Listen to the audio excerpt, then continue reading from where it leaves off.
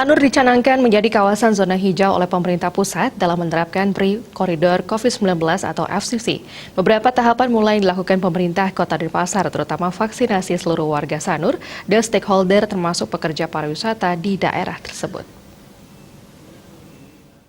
Penanganan COVID-19 di wilayah Sanur yang dipimpin oleh Wali Kota Denpasar, IGN Jaya Negara bersama Wakil Wali Kota Denpasar IKD Agus Arya Wibawa yang melibatkan berbagai komponen di wilayah Sanur. Wali Kota Denpasar Igu Singgura Jaya Negara mengatakan dalam mewujudkan Sanur zona hijau, semua penduduk di Sanur akan divaksin, baik itu yang mengantongi KTP Denpasar maupun yang pekerja tinggal di Sanur. Menurut data di Sanur ada sekitar 35.000 orang sasaran yang harus divaksin, yang terdiri dari 27.000 masyarakat dan 8.000 pekerja hotel atau restoran.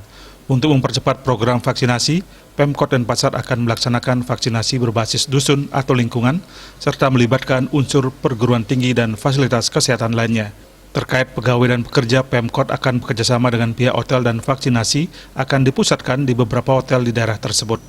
Jaya Negara berharap dengan dicanangkannya Sanur sebagai zona hijau, pembukaan kawasan Sanur sebagai destinasi wisata segera bisa dilakukan. Wakil Ketua DPRD Kota Denpasar, Wayan Mariano Wanira, yang juga sebagai warga Sanur mendukung program Sanur sebagai zona hijau. Hal ini menurutnya sangat bagus sebagai upaya mempercepat pemulihan pariwisata Sanur. Ia berharap dalam pelaksanaan vaksinasi betul-betul dipertimbangkan secara teknis sehingga semua warga dan pekerja pariwisata di Sanur dipastikan mendapat vaksin, sehingga para wisatawan tidak ragu lagi untuk berwisata ke Sanur. Sementara Kadis Kesehatan Kota Denpasar, Luh Putu Sri Armini mengatakan pelaksanaan vaksinasi di kawasan Sanur akan segera dilaksanakan. Pihaknya menargetkan akhir bulan Maret ini vaksinasi bisa dilaksanakan. Widya Stuti, Bisnis Bali melaporkan.